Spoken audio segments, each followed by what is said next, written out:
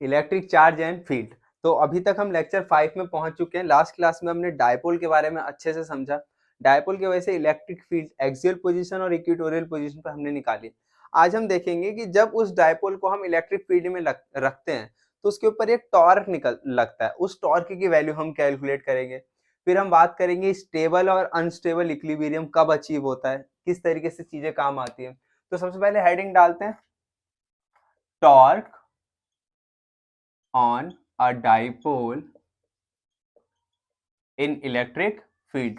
तो देखो, मानते हैं कि इस तरीके से इलेक्ट्रिक फील्ड है और इलेक्ट्रिक फील्ड हमेशा हायर पोटेंशियल यानी कि पॉजिटिव से कहां फ्लो होती है, नेगेटिव लोअर पोटेंशियल। इसके अंदर एक डाइपोल इस तरीके से रखा हुआ है हमारा, इस तरीके से।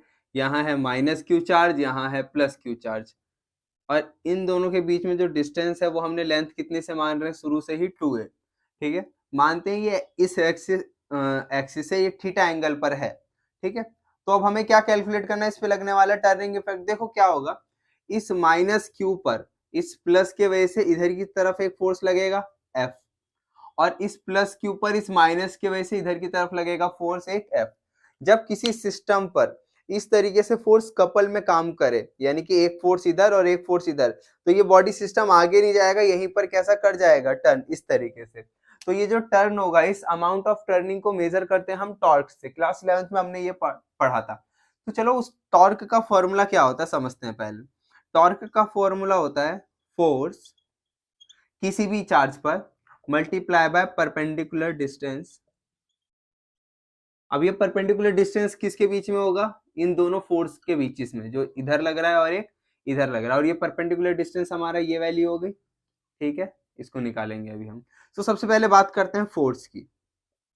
फोर्स का फॉर्मूला क्या होता है, Q इंटू ई। किसी भी एक उस पर फोर्स देखेंगे, बाकी एक नेगेटिव है और एक पॉजिटिव है। तो ये कैसे आया, इलेक्ट्रिक फील्ड क्या होता था, फोर्स पर यूनिट चार्ज। तो मैंने कुछ नहीं किया, चार्ज को बस इधर भेज दिया। तो ये तो मेरा आ गया फोर्स। परपेंडिकुलर डिस्टेंस देखो कैसे निकालते हैं। जो परपेंडिकुलर डिस्टेंस होगी वो कितना होगा, ये मेरी इसकी लेंथ है, इसका परपेंडिकुलर देखो, इस साइड इसका गिरेगा कॉस कंपोनेंट जो कि पैरेलल कंपोनेंट है, और परपेंडिकुलर इस साइड गिरेगा, यानी कि ये कितना हो जाएगा, 2a sin थीटा। अगर आप इस कॉन्सेप्ट से करना चाहें तो कर सकते हैं, नहीं तो दूसरा कॉन्सेप्ट आप लगा सकते हो। परपेंडिकुलर डिस्टेंस निकालने के लिए आप इसका नाम रख दो a b c। तो परपेंडिकुलर डिस्टेंस क्या होगी मेरी, ये bc। आप ध्यान से देखो, इस ट्रायंगल में अपन साइन थीटा लगाते हैं, क्योंकि साइन थीटा में क्या आता है, परपेंडिकुलर अपॉन में हाइपोटेन्यूज। परपेंडिकुलर कितना बेटा, BC, और हाइपोटेन्यूज की वैल्यू कितनी है, AB। तो यहां से देखो BC परपेंडिकुलर की वैल्यू क्या आई, AB साइन थीटा। ठीक है, कोई दिक्कत। अब इधर देखो AB की वैल्यू कितनी है, 2a, और साइन थीटा का साइन थीटा, सिंपल। तो देखो परपेंडिकुलर डिस्टेंस चाहे ऐसे निकालो या वैसे निकालो, मैंने आपको दोनों ही मेथड बता दिए, आपको जो कंफर्टेबल हो आप वो वाले मेथड से इस डेरिवेशन को कर सकते हैं। तो ये आ गई परपेंडिकुलर डिस्टेंस। दोनों वैल्यू हम अपनी फर्स्ट इक्वेशन में पुट करते हैं और टॉर्क की वैल्यू निकाल लेते हैं। फोर्स की वैल्यू कितनी थी, Q इंटू ई मल्टीप्लाई टॉर्क, परपेंडिकुलर डिस्टेंस कितना आया, 2a साइन थीटा। अब इधर देखो चार्ज मल्टीप्लाई बाय लेंथ, इसका फॉर्मूला क्या था, dipole moment, Q into 2a। तो इसकी जगह मैं P यहाँ पर रख देता हूँ। तो टॉर्क का फॉर्मूला क्या आ गया हमारे पास, PE साइन थीटा। P क्या है, डायपोल मोमेंट, E क्या है, इलेक्ट्रिक फील्ड, और थीटा क्या है, डायपोल मोमेंट और इलेक्ट्रिक फील्ड के बीच का एंगल। ठीक है, angle between dipole moment and electric field. अच्छा, इसको वेक्टर फॉर्म में इस तरीके से लिख सकते हैं क्या, P vector cross E vector. देखो साइन थीटा कब आता है क्रॉस में, कॉस थीटा कब आता था डॉट में।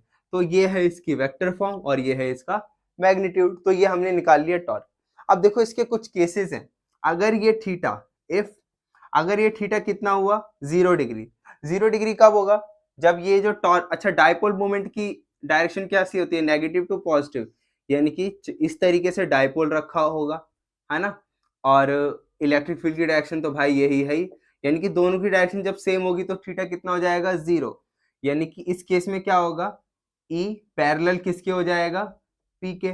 यहाँ पर टॉर्क की वैल्यू कैसे निकलेगी, इसमें वैल्यू पुट करो, थीटा 0, तो ये टॉर्क की वैल्यू कितनी आ गई, 0। इस केस को बोलते हैं स्टेबल इक्विलिब्रियम। ये कौन सी कंडीशन है, स्टेबल। वहीं अगर थीटा कितना हो 180 डिग्री, तो इलेक्ट्रिक फील्ड एंटी पैरेलल हो जाएगी, एंटी पैरेलल विद पी, यानी कि थीटा 180 डिग्री, इलेक्ट्रिक फील्ड की डायरेक्शन ये रही, डायपोल मोमेंट की डायरेक्शन किस तरीके से हो जाएगी इधर, तो दोनों के बीच में क्या हो जाएगा 180 डिग्री का एंगल। इस टाइम पर ये जो आएगा ये इस केस को कहते हैं अनस्टेबल, इस केस को क्या बोलते हैं अनस्टेबल।